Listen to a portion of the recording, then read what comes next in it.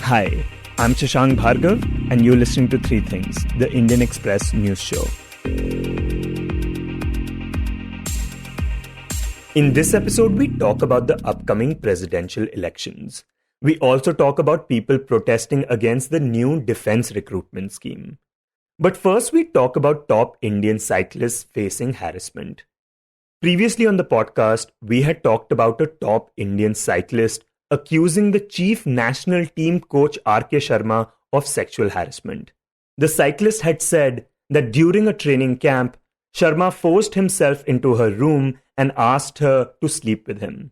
And when she said no, he targeted and threatened to end her career.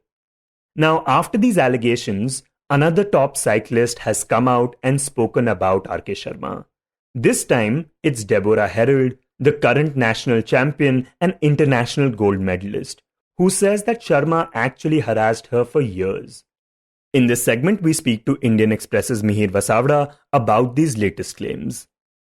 So Mihir, could you talk about exactly what Deborah has said about her experience with Sharma? Multiple allegations, Shashank. Deborah Herald, again, to put things in perspective, she is a pioneer of sorts of cycling in India. One of the first cyclists to start winning internationally. She's been a part of the team for the last 10 years. Or rather, I should say that she's been around for the last 10 years. She hasn't been a part of the team since 2018. So, Deborah had been training under R.K. Sharma since 2014. That's when R.K. Sharma was appointed as the coach. And initially, she said things were pretty okay. A year or a few months after Sharma joined, around sometime in 2015, that's when her first unpleasant experience was with Sharma. So she was narrating an incident while staying at the hostel in Delhi, her room AC wasn't working. So she went to the upper floor to the room of one of those boys, one of the teammates. Sharma saw her there and slapped her twice. Even today, Deborah says that she doesn't think much about the incident. It happened 7 years ago. She didn't think a lot about it back then. She isn't thinking about it much now. But that was the first incident she remembers when the whole harassment thing began, and just got worse after that. Yeah, and one of the major things she told you when you were talking to her was that she was removed from the national team because R.K. Sharma's assistant, Gautamani Devi, thought that she was in a relationship with another female cyclist. Talk about what she said in this regard.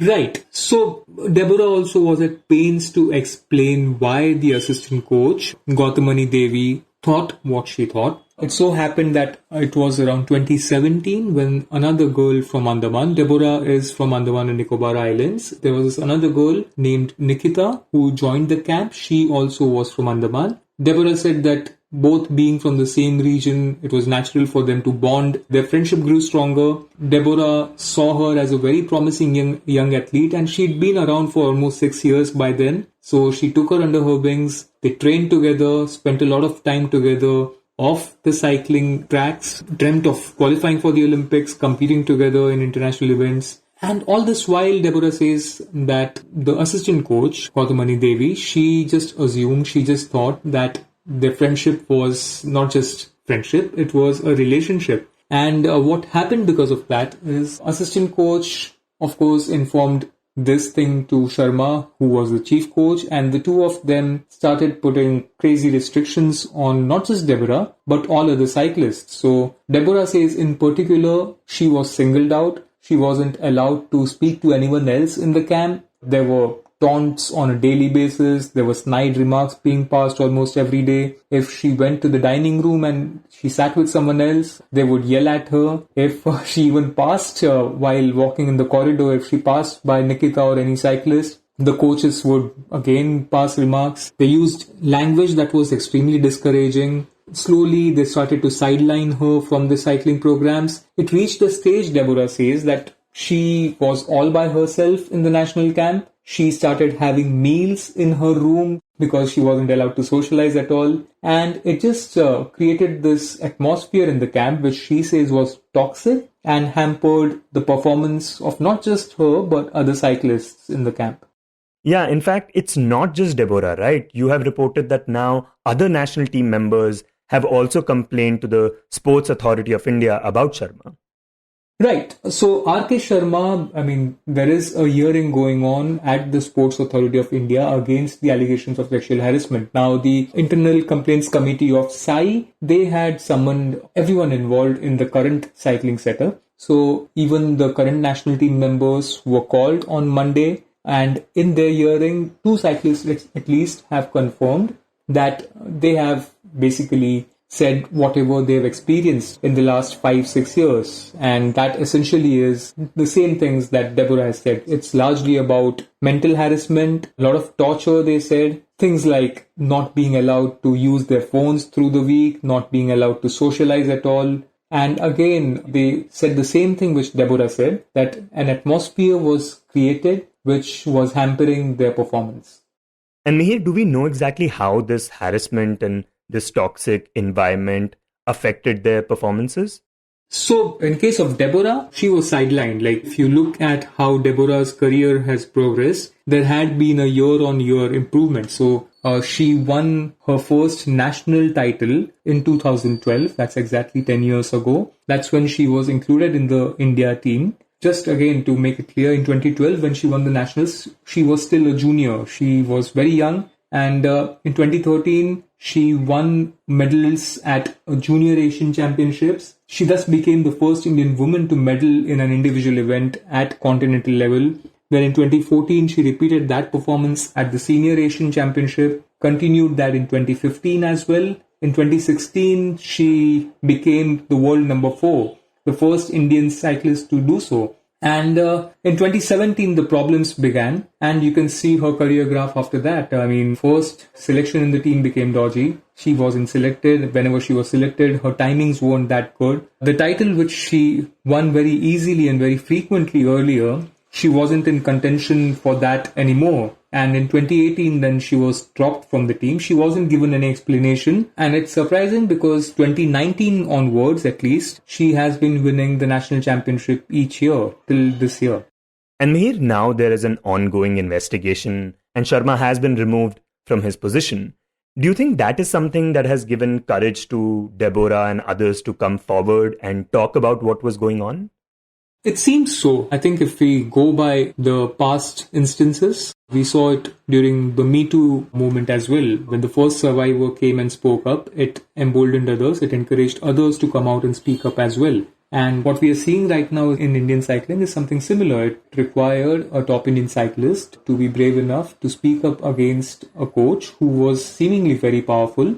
For almost 8 years, he did things his own way, from selecting players to giving them opportunities. This girl who has accused him of sexual harassment, let's be honest, took a risk because it was also possible that if due process wasn't followed with her complaint, her career would have been jeopardized. What has happened is the government has acted swiftly. They've terminated the coach. He is no longer in power. And that clearly seems to have motivated others, encouraged others to come out and speak. And we're not just talking about other women cyclists. So, of course, Deborah has been around for a long time. But even young male cyclists, I mean, the two cyclists we spoke to, the current national team members, they are 20, 21-year-old male cyclists. So they are a part of a junior team which won the world championship, and their performances have stagnated once they transitioned to senior. So we're talking about an entire bunch of players who are now feeling encouraged to speak up. And Mihir, in the past, when such allegations had come up, the Sports Authority of India, SAI, had said that it will do something about this culture. But right now, we are not sure if they have done any of those things, including sensitizing coaches, players, and the management. And I was wondering, what do you think would take for that to happen? It will require a systemic change, Shashank. So SAI on Wednesday came out with a new set of guidelines for the federations, wherein they've said that each team that travels abroad or has a camp, each sport, each team has to have a female coach. But as we've seen in this case, that isn't the answer to the problem, because in Deborah's case, more than Sharma, it was the female coach who created problems for her. Deborah has maintained that apart from the one incident where Sharma slapped her, there wasn't any direct conflict she had with her. Of course, there was taunts and everything, but she's repeatedly said in our interview that it all stemmed from her relationship, or the lack of it, with the assistant coach, Gautamani Devi. So it will require a systemic change. It will require more women, not just as coaches, but also a part of the federations, because ultimately, federations right now are extremely male dominated. And I'm guessing it isn't creating a secure environment for women athletes to come and speak up or, talk about their problems, whatever they may be facing. So I guess even at that level, at a federation level, unless you have more women who are in positions of power, things might not change, but it requires a holistic change. And next, we talk about the upcoming presidential elections. 1 month from now, on the 18th of July, MLAs and MPs from across the country will vote to elect India's 15th president. And the current president, Ramnath Kovind's tenure, will end shortly after. Now, even though they don't get that much attention, presidential elections are important, and especially to the ruling party. In this segment, we speak to Indian Express's Manoj CG about why they matter and how India's presidents are elected.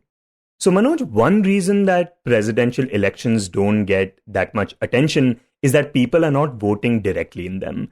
And the other reason is that a lot of people think that the position of the president in India doesn't have as much power, especially when compared to the prime minister or even an MLA.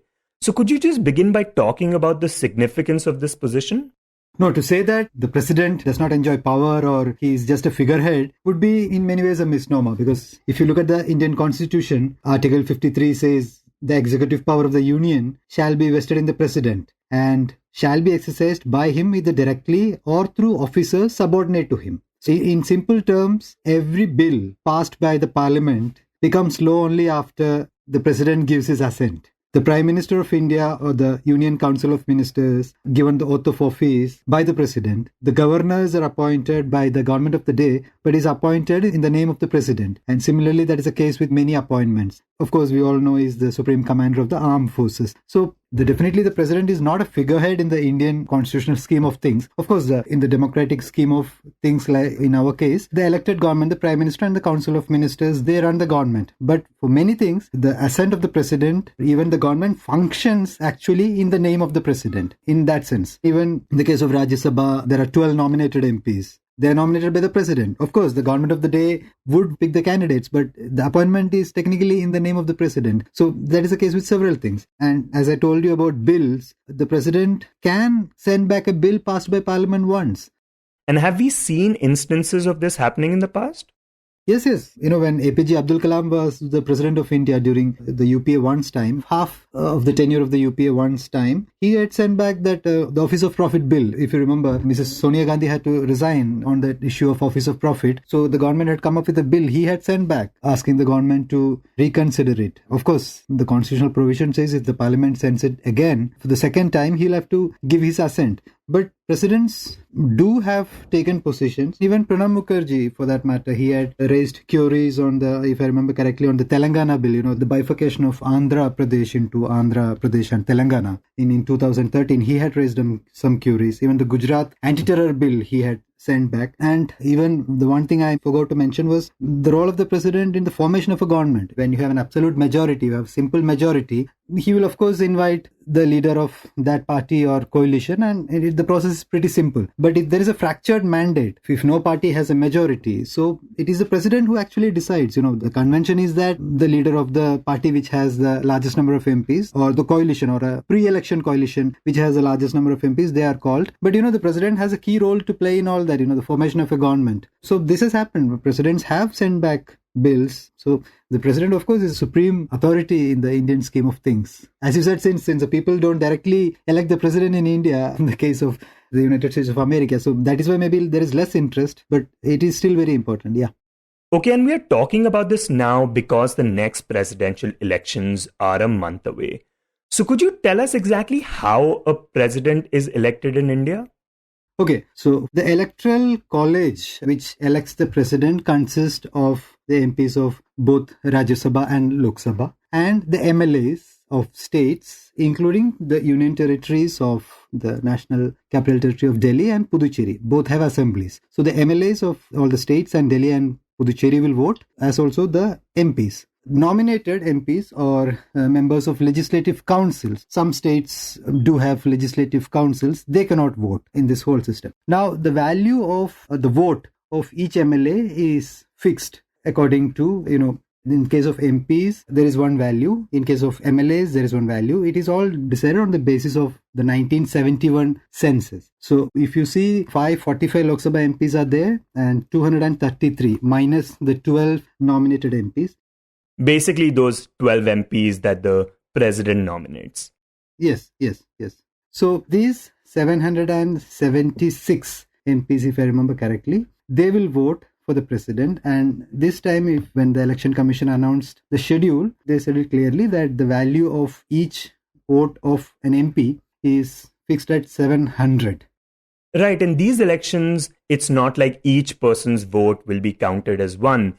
Here, each vote has a specific value. This time, like you said, the value of an MP's vote will be 700. Now, this is fixed, but the value of an MLA's vote is not fixed. That value differs based on the population of his or her state, right? Yes. So, for example, the value of the vote of an MLA in Uttar Pradesh is 208. If you see Mizoram, the value of the vote of an MLA is just 8. The same is the case with Arunachal Pradesh, or in Nagaland it's 9, in Sikkim it's 7, and the larger the state and the larger the population, say in Rajasthan it is 129, Telangana it's 132, even West Bengal it's 151. So this number which I am mentioning is multiplied into the total number of MLAs, and that is the weightage of that particular state. Right, so the whole idea is that if you are an MLA from a state with a larger population, your vote counts more. It has more value. Yes. So the last time, the value of the votes from Uttar Pradesh was 83,824. Puducherry, it's 480. So that's a difference. So according to the number of states, you calculate all that, it comes to some around 5,49,48,000. Similar is the case with MPs. It is of that value only, around 5 lakh. And then total calculated value of the electoral college is arrived at, this time, if I remember correctly, is 10 lakh something. So that is a total value. Yes. And while deciding a winner, is it the simple majority that counts? Yeah. More than half. It's as simple as that. And yeah. And Manoj, are presidential elections closely contested, or is there usually a clear winner? No, most of these elections are not really closely contested, because most of the times the ruling party, they puts up a candidate. Of course, the opposition had been putting up, candidates, joint opposition candidates and all, but some of the regional parties, they prefer to back the ruling party's nominee. For instance, even when Mr. Abdul Kalam was fielded, the Congress did not field any candidate against him. The left parties, of course, then fielded Captain Lakshmi Sehgal, but she got some 107,000 votes compared to 922,000 votes which Kalam got. So presidential elections has never been a very, very tightly fought contest. And in these elections, do parties look for a specific candidate, say with a particular kind of temperament or personality? No, it's mostly about acceptability. Of course, the government of the day would prefer their candidate, a person who the government trusts, whatever said and done. The government of the day would want a person who they can, completely trust, who doesn't, send back each and every bill and, raise queries, all that. So even President's address to the joint sitting of Parliament, the first session of every year, starts with the President's address. The address is laid by the cabinet and given to him. So he just reads out that address. So you don't generally accept the president to say, no, I will not read this paragraph. It has happened in 1 or 2 states recently. So the governor said, no, I cannot read this line. So obviously no government would pick such a person as their candidate. Of course, acceptability is one factor which some of the governments have in the past tried. Even in the case of Pranab Mukherjee, the BJP of course put up a candidate against him. But the most acceptable phase in the UPA at that point of time. We cannot say that about Mr. Kovind, or we cannot say that about Mrs. Pratibha Patil, but even APJ Abdul Kalam, the Congress did not put up a candidate. Same was the case with KR Narayanan. But of course, there are other elections when there were candidates contesting, but acceptability and loyalty, of course, to the party, that seems to be one of the qualities that governments look for in the person who becomes president. And Manoj, right now, based on the current MPs and MLAs, which party has the biggest chance of getting their nominee elected? So a rough calculation shows that the BJP itself has around 42% of the votes out of the total 10.86 lakh votes. And you add the BJP's allies, the NDA, including the JDU and parties like that, they go up to 48%. So they are just around 2% short of the halfway mark. The Congress is around 13%. If you take its allies, put them all together as a UPA, they are around 24%. So with the help of one or two of these friendly parties, which we call fence-sitters, like Mr. Naveen Patnaik's BJD or the YSRCP, it will be smooth sailing for the NDA nominee. Because if you look at the opposition meeting, which was held in Delhi, BJD or the YSRCP, they did not participate in that meeting. So the signals are very clear. Yes.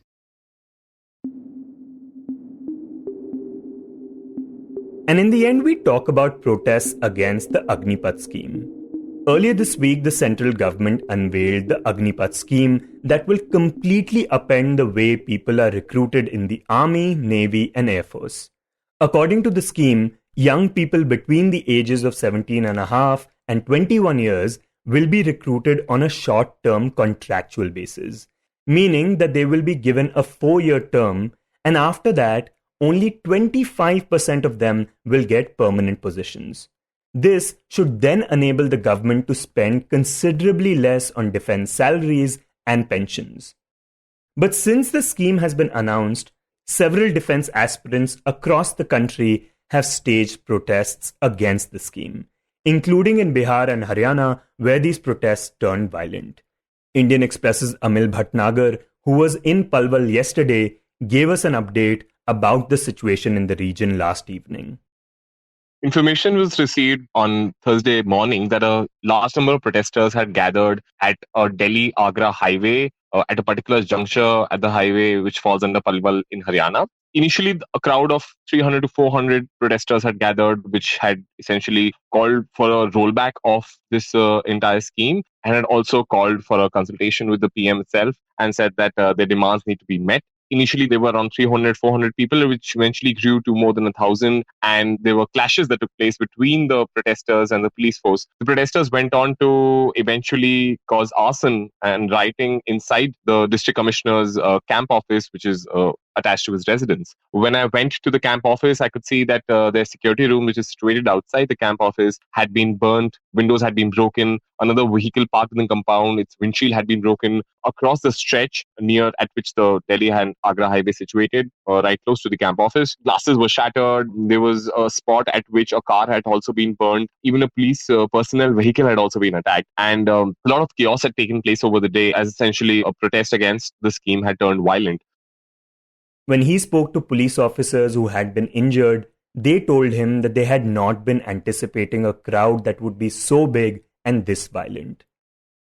One of the policemen even told me that they suspect that it had been sort of planned and there were some people within the crowd who had the intention of causing violence. Between 15 to 20 people were injured. They were rushed to the government hospital. Many of them received head injuries because of the stone pelting. In the aftermath of the violence, I visited the police station as well, where legal proceedings will be carried out in connection with the violence. I met a couple of people whose children had been picked up by the police. Their allegation was that the persons picked up by the police in connection with the violence were innocent and it had nothing to do with the violence. In fact, I spoke to one of them. His son studies medical in one of the nearby colleges. He was in fact returning home. He even made a call to his father that he's going straight back home from college, and his father told him that there's violence taking place in the area, so sort of be careful. And 2 hours later, he received a call at around 4 in the afternoon saying that his son has been picked up by the police. So at the moment, the situation is calm. There is no violence. There's heavy force deployed within the Palwal camp office area, but the tensions still remain in the air as to if there is another protest by a group of people against the scheme, chances are it could turn violent again. So keeping that in mind, there is heavy force deployed in the area and it continues to be monitored by senior officials. Now, similarly in Bihar, the protesters blocked rail and road traffic and also vandalized some shops and private establishments. Yesterday, the Bhojpur police also resorted to using tear gas to disperse students and aspirants after they set fire to the engine of a train at the Ara railway station.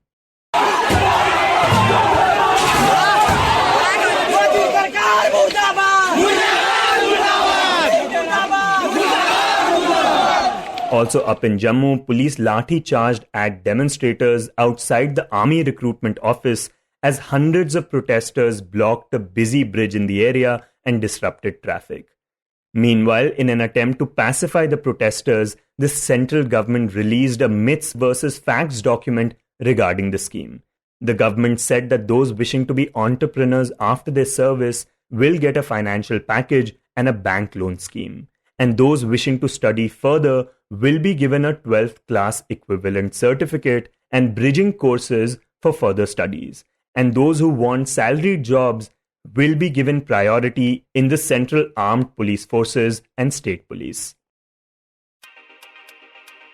You were listening to 3 Things by The Indian Express. Today's show was written and produced by me, Shashank Bhargav, and was edited and mixed by Suresh Pawar. If you like the show, then do subscribe to us wherever you get your podcasts. You can also recommend the show to someone you think will like it, share it with a friend or someone in your family. It's the best way for people to get to know about us. You can tweet us at Express Podcasts and write to us at podcasts@indianexpress.com.